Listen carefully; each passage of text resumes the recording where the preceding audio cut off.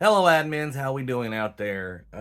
Today is Wednesday, and it's a few days into the new Moose year. Will be the last video that I will, on a regular basis, be sending out to the entire association. Mr. Germany up north now is working on how he's going to be communicating with his lodges individually. He's been on the road. He's visited a good chunk of his lodges already, so good on that. So, last year as the Moose year, wrapping up April 30th. First thing I want to do is thank everybody for trying at the last, at the end of the year, trying to wrap up, trying to get things done. I sure do appreciate that. I'm going to go over the numbers, I'm going to go over all stats a little bit, and try to keep this video as short as I possibly can, but I do have quite a few things I need to cover. First thing I want to do is weekly stats, which normally come out, the first of the week. This year we had to, as always at the end of the year, we have to wait a few days for all those people who've paid the last minute, those enrollments that went on the last minute to get calculated and finalized, and that takes a few days. They sent out the numbers yesterday evening towards the end of the offices closing at Moose International, and some of the reports that I need that I take part and then recompile to make those weekly stats were not working properly. So it took me this morning to figure out what the situation was. So this video will probably go out before I get weekly stats for the end of the year out. I apologize. Again, it's Excel, it's software, it's just how it is sometimes. But what I do have already, of course, is the all stats for the association. So we're going to kind of cover those real quick.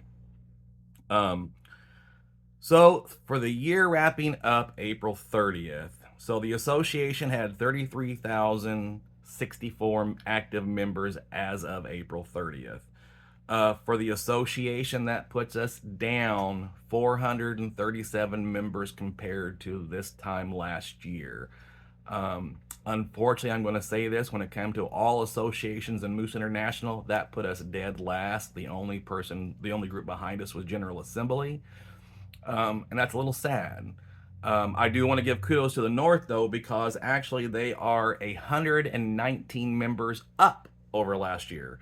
So they did a fantastic job. South, we have some work to do because we were down 557 members. I'll be talking more about numbers here in a minute and what we look at doing next year to correct that. I will say, though, on a positive note, though, Moose International as a whole, again, had an increase in membership, and that's 2 years in a row. And Scott Hart is actually looking into that because we knew last year when we had our first increase in membership, it had been since 1982. And that obviously was a long time ago. They were not for sure when the last time was that it was back-to-back membership increases as a whole, so they were looking at that. They'll probably say something come convention time about that little piece of information. What I do want to talk about, though, is some of the positives we can take away and some things we need to work on. So retention, which we're always looking at it being 80% in all the lodges, that always helps you keep your +1 easier to get, because keeping a member is easier than getting a brand new member. If we're not keeping that up in, the very high 70s or near 80, we have to be concerned sometimes as what's going on in the lodge, why we're not keeping those members, because we know in Indiana we have a very long history of being able to produce new members but not being able to keep them, and that's an issue. So overall for the association, and forgive me, I have a few pieces of paper laying here. For the association, we landed at 77.9% retention. Of course, we want that to be a little bit higher. Again, kudos to the North. They just made the 80% mark. They made it at 80.6, so congratulations to them for doing their job up there and contacting their members, having activities or keeping their members in the lodge. South, we've got some work to do again. We were at 75.4%. So not very proud of that. Overall, though, where we were at for production, we did get 5,202 new applications in last year. For the North, that was 2,755, and the North had 2,447. So about 300 more for the South. That's pretty normal. We seem to be able to outproduce when it comes to production, but we can't seem to keep our members. So good job on the South for those numbers. Preferred members, we kind of hit that pretty hard this year. Again, the goal is 7%. It's kind of a lofty goal sometimes. It's not that complicated if the lodge would really look at it. The association, we were at 6.4. So both associations hit in the 6 range. The South was 6.1, which is an improvement over last year. And the North was 6.6. So congratulations, you beat us on that one too. Again, what we were really asking, especially when it comes to a top association, which we're going to be looking at getting next year, we're going to push for that. Preferred members, which is a member who sponsored somebody in the last year, we want that number to be quite a bit higher. So if we're having those situations where a specific bartender or even an administrator is collecting those applications, and even if they're putting their name on them, I'm not talking about people who are falsely reporting sponsors, that we'll take care of.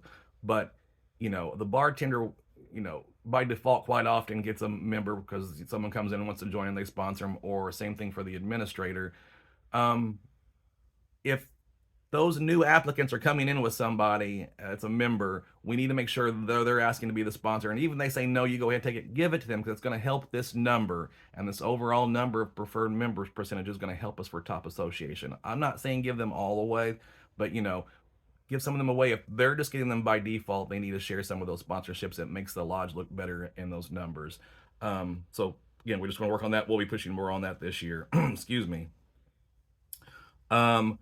Right now, for the association, for overall for Moose Charities givings, last year, this past year altogether, the association as a whole gave $246,789.51. That's an awesome number. Just as a breakdown, the North gave $125,367, and the North gave $104,071.19. So it's not quite $20,000 more for the South. So good job. Yes, I realize those two numbers, the North and South together, do not equal what the association gave as a whole, because there are some things that when the association writes checks, neither territory gets that because it's not specific lodges within that territory, it's the association. So the association overall giving is a higher number. Some other things we want to look at, as Jesse and I were kind of been out kind of looking for premier lodges and what's going to happen there. Last year we had 13. We had 7 in the South and 6 in the North. Right now it is tentative that with Jesse and I looking at our numbers, it could be 10 or more in each territory. So we are hoping to get close to 20 premier lodges this year. That would be fantastic. We haven't had that many in a long time, and that would be a great number to achieve. We've been in conversations with our lodges that were close. The only thing I want to remind those lodges that are still on the bubble right now or have achieved every other number, make sure you put in your heart of the community for the fourth quarter. We have to the 15th. You'll be hearing from your territory manager if you haven't done that. But again, let's get those heart of the community reports in quickly. Right now, only there are 39 lodges that have actually reported something out of 66. So again, don't wait till the last minute to put your heart of the community in. We sure do appreciate that. So that's all kind of the basic numbers on all stats. And again, I want to thank everybody that we had some lodges that had fantastic numbers out there. So that's fantastic. But again, being the bottom association in the organization is just something we don't want to happen again. So we're really going to focus this year on getting top association, and I'll be covering those topics in the future. Your territory manager will be covering that with you. But what we do want to make sure that is happening is we want as many lodges to be premier lodges again as possible next year. One of those things that always seems to miss us, or lots of lodges miss, is the year's over, we think we're done, we want to take a deep breath, that's fantastic. May always ends up being a busy month, and then we forget to turn in our May endowment. And immediately before National Convention, we already have, a lodge that's missed May and June, and is already on the bubble of not getting a premier lodge, and it always happens. So I just want to remind everybody that when we're paying our AR payment, our statement of accounts, the first of the month, you get that in the first few days, and it needs to be sent off before the 15th. When you're sending your payment for your AR out, that's when you should be sending your endowment to. It's just easier to remember. Again, they're going to the same address but different places. The endowment should say Moose Charities on it, and the AR payment should say, Moose International Attention Finance Department, if you're doing it the old-fashioned way and sending the check in. If you're going online, again, remember those are two different places, but you should be doing that every month. So this is a reminder to keep up on that. Okay, now I have some other things I got to talk about here. Let's see. I talked about Premier Lodge Awards. I talked about getting endowment in as soon as possible. So with May, there are a few things were coming up. I won't go over all the things about, lodge officers must be a member of a higher degree. For women, that means you have to belong to a chapter. If your lodge does not have a chapter, you have to belong to a chapter somewhere.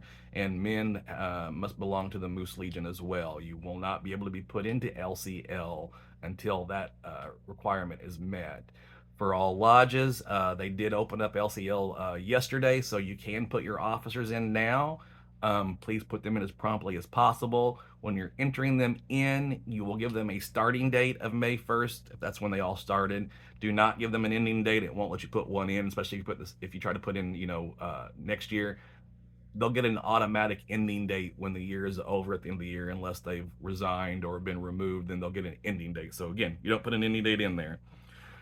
Lodge safety inspection reports, excuse me. Those are, again, they're already open. Those are to be done by the end of May, so please work on that. I've already talked about that in past videos, so I won't harp on that anymore.